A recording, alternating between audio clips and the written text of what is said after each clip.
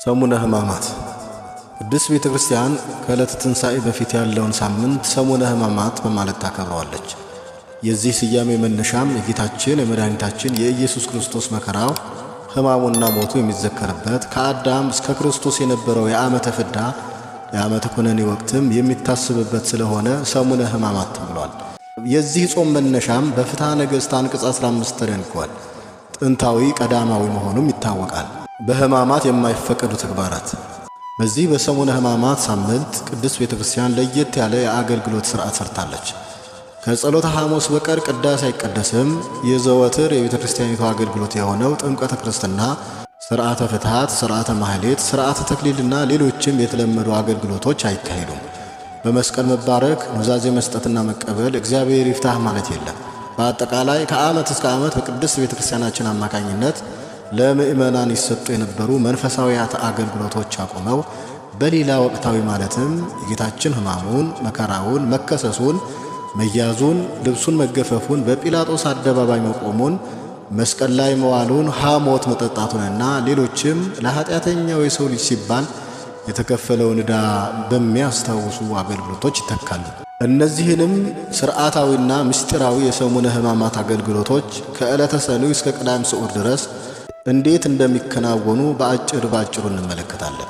ዕለተ ሰኑይ ወይም ሰኞ በነግ። ከሁሉም በፊት የዕለቱ ተረኛ አገልጋይ ቃጭል እየመታ 3 ጊዜ ቤተ ክርስቲያኑን ይዞራል። የሰባቱ ቀን ውዳሴ ማርያም፣ አንቀጸ ብርሃን፣ መዝሙረ ዳዊት በሙሉ ይጸለያል። በዕለቱ ተረኛ መምህር መሪጌታ የዕለቱ ድጓው ይቃኛል። ድጓው ከአራት ወንጌላት ምንባብ ጋር እንዲስማማ ሆኖ ነው የሚቃኘው። ድጓውን እየተቀባበሉ እያዜሙ ይሰግዳሉ። የድጓው መሪ መምህር ሰኞ በቀኝ ከሆነ ማክሰኞ በግራ በኩል ባለው መምህር ይመራል። እንዲህ እየተዘዋወረ ይሰነብታል። ድጓው 3 ጊዜ እየተመላለሰ ከተዘለቀ በኋላ ለከ ኃይል ክብር ወስብሐት ወእዘዝ እስከ ለዓለም አማኑኤል አምላክ ለከ ኃይል ክብር ወስብሐት ወእዘዝ እስከ ለዓለም ኦ እግዚእ ኢየሱስ ክርስቶስ ለከ ኃይል ክብር ወስብሐት ወእዘዝ እስከ ለዓለም ኃይልየ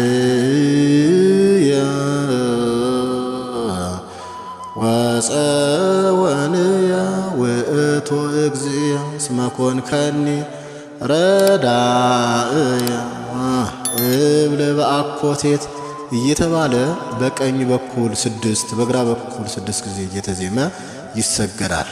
በድምሩ 12 ጊዜ ማለት ነው። በዚያው ልክ አቡነ ዘበሰማያት በዜማ አሊያም በንባብ ይደገማል። ከዚያ በመቀጠልም ለአምላክ ይደሉ ክብር ወስብሐት ወእዘዝ እስከ ለዓለም ለስሉስ ይደሉ ክብር ወስብሐት ወእዘዝ እስከ ለዓለም ለእዘዙ ይደሉ ክብር ወስብሐት ወእዘዝ እስከ ለዓለም ለመንግሥቱ ይደሉ ለሥልጣኑ ይደሉ ለምኵናኑ ይደሉ ለኢየሱስ ይደሉ ለክርስቶስ ይደሉ ለሕማሙ ይደሉ እያሉ በቀኝ በግራ እየተቀባበሉ ይሰግዳሉ።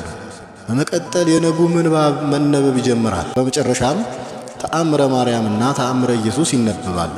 ከዚያ ከዳዊት መዝሙር ምስባክ ተሰብኮ የሰዓት ወንጌል ከተነበበ በኋላ ጸልዩ በእንተ ጽንዓ ዛቲ የተባለው በካህኑ ሲነበብ ምእመናኑም አቤቱ ይቅር በለን እያሉ በመስገድ ይጸልያሉ። ከዚያም ሁለተኛው ሥርዓተ ስግደት ይጀመራል። ዜማው የሚጀመረው አሁንም በቀኝ በግራ በመቀባበል ነው። አንዱ ይጀምራል፣ ሌላው ይቀበላል እንዲህ በማለት ኪርያላይሶን ኪርያላይሶን ኪርያላይሶን ኪርያላይሶን ኪርያላይሶን ኪርያላይሶን ኪርያላይሶን እብኖዲናይን ኪርያላይሶን ኪርያላይሶን ኪርያላይሶን ታኦስናይን ኪርያላይሶን ኪርያላይሶን ማስያስ ኢየሱስ ክርስቶስ አማኑኤል ትስውጣ ናይን። በዚሁ መልኩ አንድ ጊዜ ከተዘለቀ በኋላ እንደገና ይደገማል። በመጨረሻም በቀኝ በግራ በማስተዛዘል 41 ጊዜ እየተዜመ ይሰገዳል። ከላይ የተገለጹት የጌታችን ኅቡዓት ስሞች ናቸው። ኪርያላይሶን ማለት አቤቱ ይቅር በለን ማለት ነው። በመቀጠልም መልክአ ሕማማት በሊቃውንቱ ይዜማል። ከዚያም ካህኑ ፍትሐት ዘወልድ ጸሎተ ቡራኬ ወእቀቦሙ ኦ ስሉስ ቅዱስ ኦ ማኅበራኒሁ ለክርስቶስ ነዋ በግዑ የተሰኙ ምንባባትን እያፈራረቁ ያነባሉ። ካህኑም በጸሎታቸው ፍጻሜ 41 ጊዜ ኪርያላይሶን በሉ ብለው መልእክት ያስተላልፋሉ። ሕዝቡም መልእክቱን ተቀብሎ ይጸልያል። ዲያቆኑም ሁሩ በሰላም እግዚአብሔር ይሃሉ ምስሌክሙ ንዑ ወተጋብኡ ውስተ ቤተ ክርስቲያን በጊዜ 3 ሰዓት በጊዜ 6 ሰዓት በጊዜ 9 ሰዓት በጊዜ 10 ወአሐዱ ሰዓት ብሎ ያሰናብታል። አሁን የተመለከትነው ሥርዓት ሰኞ በነግ በጠዋት የሚከናወን ነው። በ3 በ6 በ9 በ11 ሰዓት የሚከናወነው ሥርዓትም አሁን በተመለከትነው መሠረት ነው። የሚለያዩት ምንባባቱ ብቻ ናቸው። የሰሙነ ሕማማት ዜማም ከሰኞ እስከ ረቡዕ ግዕዝ፣ ሐሙስ አራራይ፣ አርብና ቅዳሜ እዝል ነው። አሁን በተመለከትነው መሠረት ሰኞ፣ ማክሰኞና ረቡዕ ከምንባባቸው በቀር ከላይ በተመለከትነው አኳኋን ሥርዓታቸው ይፈጸማል። አነሳስቶ ላስጀመረን አስጀምሮም ላስፈጸመን ለልዑል እግዚአብሔር ክብር ምስጋና ይሁን።